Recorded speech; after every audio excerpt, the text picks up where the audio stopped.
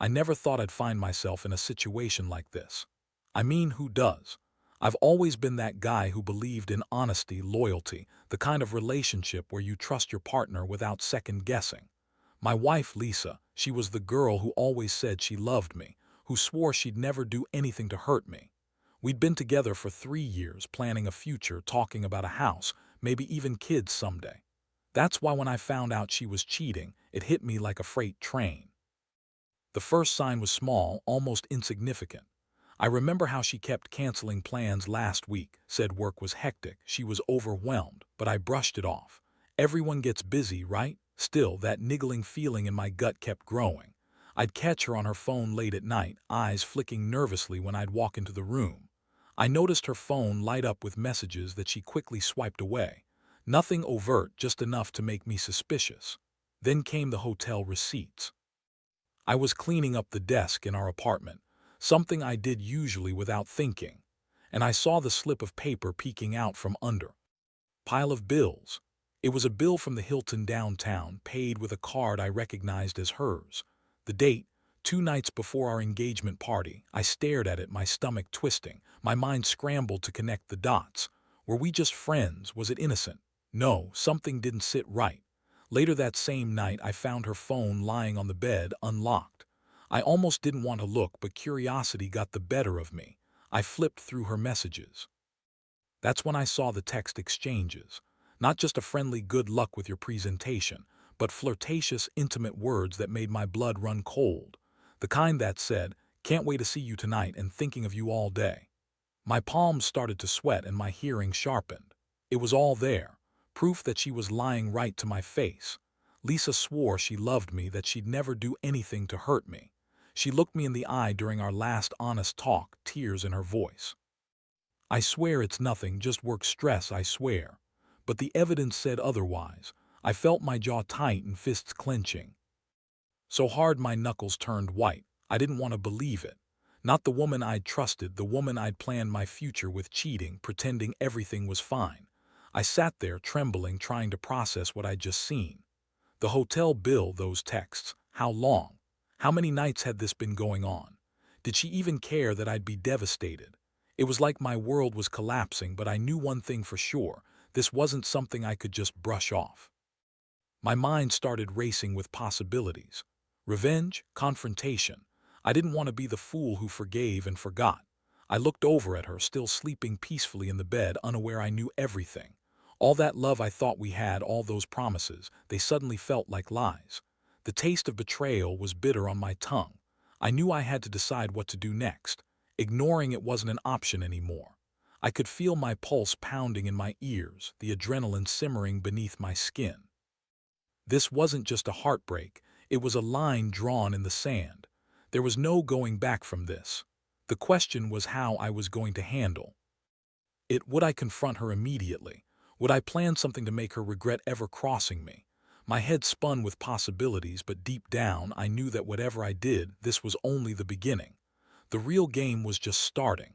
As I sat there, staring at the dark ceiling, my mind was already plotting. I'd been betrayed, yes, but I wasn't going down without a fight. This wasn't just about breaking up.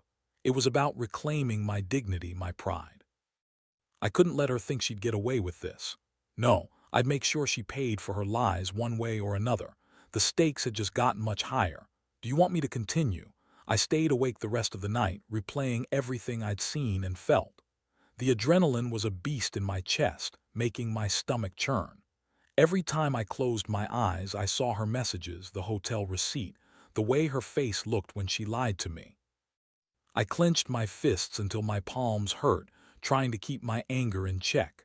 I didn't want to do anything reckless, but I also couldn't ignore it anymore. The trust was shattered, and I knew I had to act. By morning, I'd already mapped out my plan. I needed to confront her, but I didn't want her to dismiss it or act innocent. If I was going to do this right, I had to be smart. I decided I'd wait until she got home from work, then lay everything out in one devastating blow. No mercy, no pleading, just facts and the cruel satisfaction of knowing she couldn't deny it anymore. When she finally walked through the door that evening, she looked exhausted. Tired from her busy workday, she said, dropping her purse on the table and giving me that fake smile she'd been wearing lately. I kept my face neutral, but inside I was seething. I crossed my arms and leaned against the wall, watching her. "So," I started, voice surprisingly even, "we need to talk."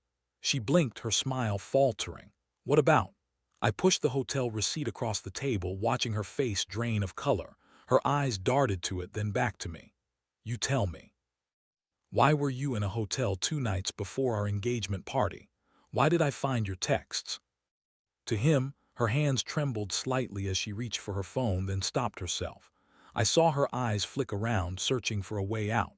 "It's not what you think," she said quietly. "It's just work stress, nothing else." "Work stress," I repeated, voice sharp. "You think I'm an idiot. Those texts say otherwise. You've been lying to my face for months." She looked down, silent, her shoulders slumping. The guilt was obvious now. I couldn't hold back anymore. My voice cracked with anger. "How long has this been going on? Did you even love me? Or was I just some fool you married to cover your tracks?" She finally looked up, tears pooling in her eyes.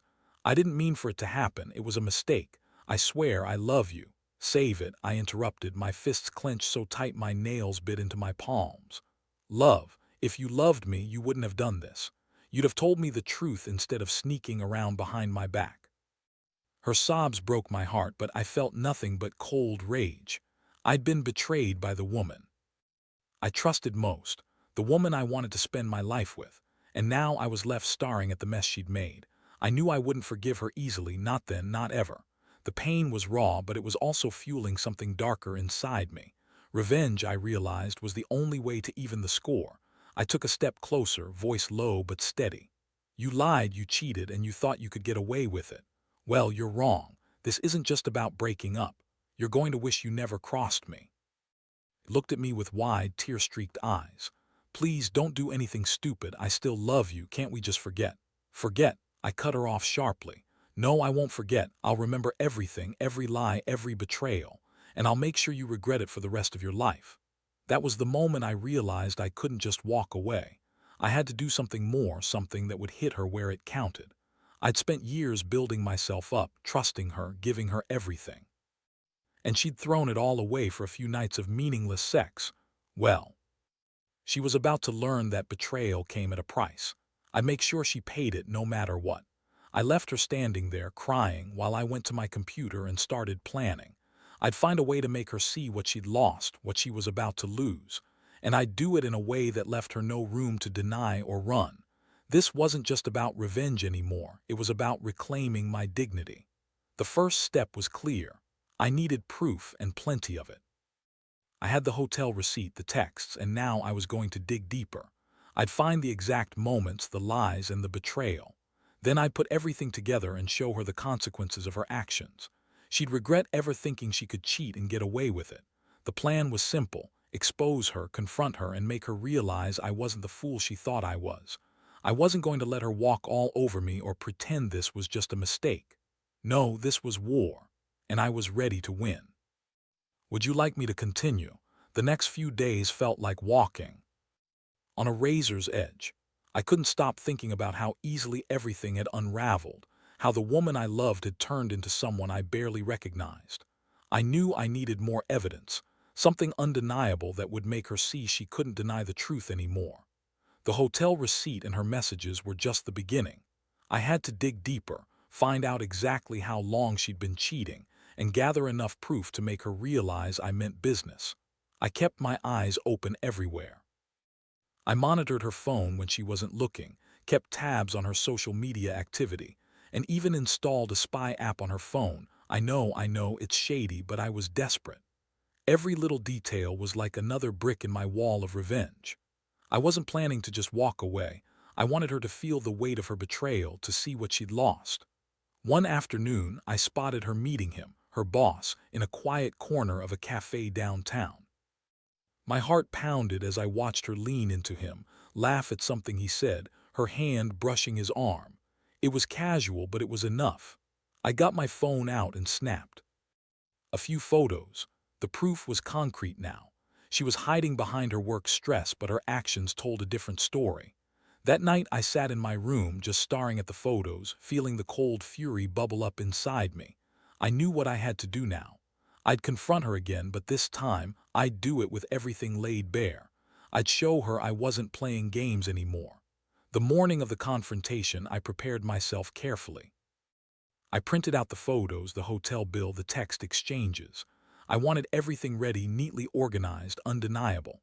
I also devised a plan. I'd bring her to the place I'd set up, a neutral location where I could lay everything out without giving her the chance to spin her lies. When she got home that evening, I was already waiting. I didn't waste time with small talk. I handed her the folder with all the proof.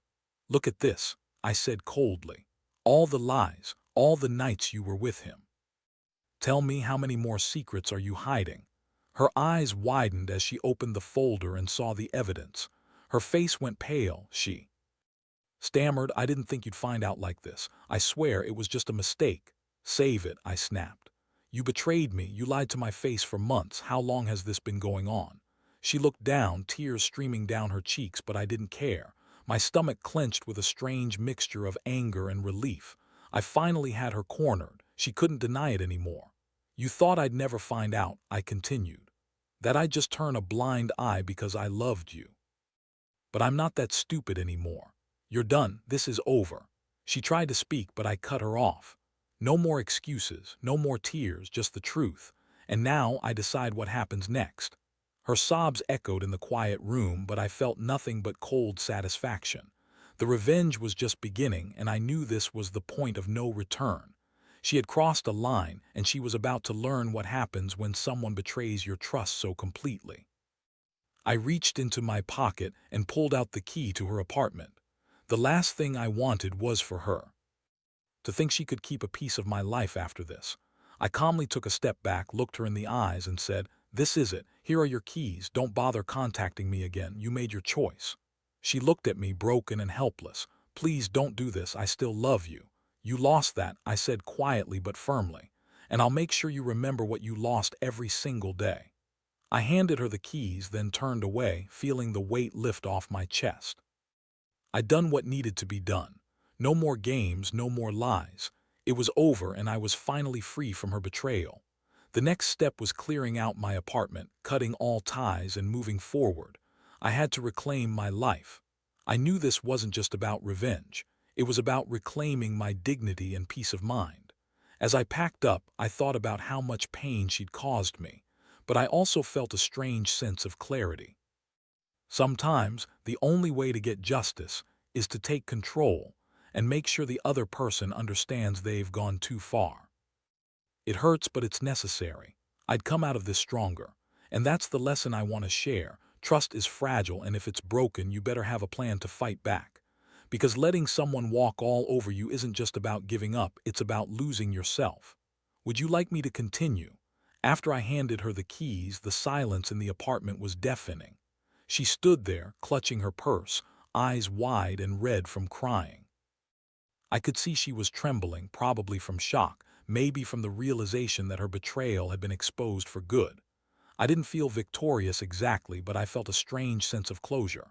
It was as if I'd finally cut free from a toxic weight I'd been carrying around for too long. I took a deep breath, trying to steady my nerves. "Don't contact me, don't come to my place, and don't even try to explain," I said, voice steady but cold. "You chose him over me, and that's on you. I hope you're happy with your choice, because I sure as hell won't be part of it anymore." She looked at me, tears streaming down her face, and whispered, "Please, can't we just talk, just once more?" I shook my head. "No, there's nothing left to say. You made your bed, now sleep in it." I turned my back on her, grabbed my bag, and walked out the door. I didn't want to look back, didn't want to see her broken anymore. I just needed to get out and breathe. Walking away from that place, I felt a strange mixture of relief and emptiness. I'd done what I thought was right. I'd exposed her lies, and I'd made her see the consequences of her actions. But that didn't erase the pain. It didn't make the betrayal any easier. Still, I knew I had to focus on moving forward. I'd spend the next days packing up, getting rid of her things, and figuring out what life looked like without her. The first thing I did was block her on every platform. No more messages, no more calls. I needed to cut the cord completely. Then I reached out to a couple of friends, people I trusted, to tell them what had happened. Their reactions were predictable: shock, sympathy, and a little anger. One of them said, "Good, she deserved to get caught. You don't deserve that kind of betrayal." That night I lay in bed staring at the ceiling, replaying everything I'd uncovered. The hotel bill, the texts, the secret meetings. It all felt so surreal. I'd loved her, trusted her, and she'd thrown it all away for a piece of bullshit affection with her boss. The betrayal cut deep, but I also felt a flicker of something else: determination. I wasn't going to let her get away with this. Not without consequences. Not without me making her regret ever crossing me. In the days that followed, I started building my plan. I knew she'd try to contact me again, maybe apologize, maybe plead. I had to be prepared. If she reached out, I'd tell her I didn't want to hear from her. I'd also seek legal advice regarding the apartment, just in case she tried to claim her stuff or pull some stunt to get back in. But mostly, I wanted to make her see that her actions had consequences, that she'd lost the trust of someone who loved her with all his heart. This was just the beginning. I was determined to make her see the damage she caused, not just to me but to herself. I'd learned a painful lesson about trust and betrayal, but I refused to let her win the game of my life. I'd reclaim my peace, my dignity, and move on stronger. The hardest part was accepting that the woman I loved had become a stranger. But I also realized something else. I deserved better. I deserved someone who wouldn't cheat, who wouldn't lie, who wouldn't betray my trust. That's the only way I'd rebuild my life from this mess. So I took the day to pack up the last of her things from the apartment. As I carried out the final boxes, I felt a strange sense of liberation. Every step I took away from her was a step toward healing. I closed the door behind me for good, feeling lighter with each move. I knew I'd never forget what she did, but I also knew I wouldn't let it define me.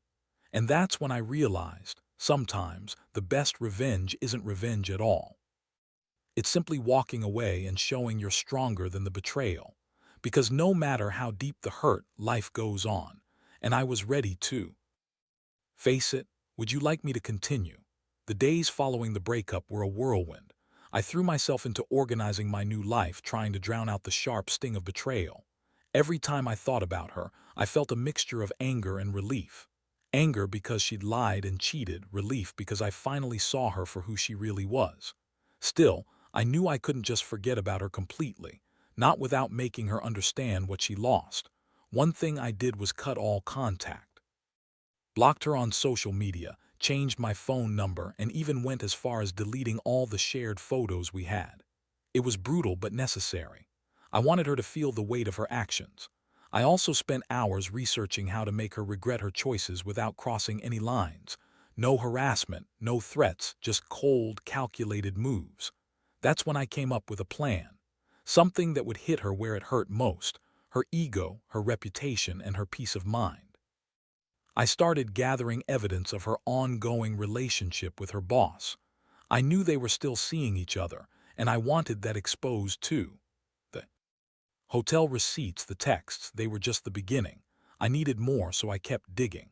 I hired a private investigator just to be sure. The investigator confirmed what I suspected. They were still seeing each other regularly, even after I left. I got photos, videos, and even recordings of conversations.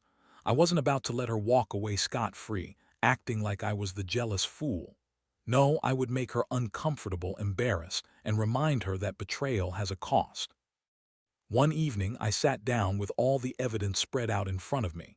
I felt a strange sense of satisfaction, knowing I was about to turn her world upside down. I drafted a message, cold and precise. I didn't want to sound emotional or desperate. I wanted her to understand that I knew everything, and that I was prepared to make her regret her decisions. The message was simple. You thought you could cheat, lie, and walk away without consequences. Here's proof that I know everything. You're a liar, a cheat, and a coward. I hope you're happy with your choices because I'm done. I sent it to her email and her social media accounts. I didn't expect an immediate reply, but I knew she'd see the severity of what I was revealing. The next morning, I got a reply. She begged, pleaded, even apologized, trying to spin her way out of it, but I knew better. I just responded with one phrase: too late. You lost me for good. That was the moment I felt the finality of it all. I was done playing nice. I had made my point, and I was ready for her to face the consequences of her betrayal. I knew she'd be humiliated, maybe even furious. Good, that's what she deserved. The fallout was predictable. She tried to make excuses, called me crazy, accused me of stalking her, but I didn't care. I had what I needed: proof, a clean conscience, and my dignity intact. I refused to be the scapegoat for her mistakes anymore. This was her mess, and she had to own it. I also made a decision: I'd move on fully. I started looking for a new place, changed my routines, and focused on rebuilding my confidence. I wasn't going to let her destroy me, even if she'd tried. Trust was broken, yes, but I would learn from this and become stronger. One thing I realized is that revenge isn't about hurting someone else just to get even. It's about taking control of your own story. By exposing her lies and walking away, I claimed my power back. I showed her I wasn't a pushover and I wouldn't tolerate betrayal. That's the real victory. Now I'm still healing, still figuring out what's next.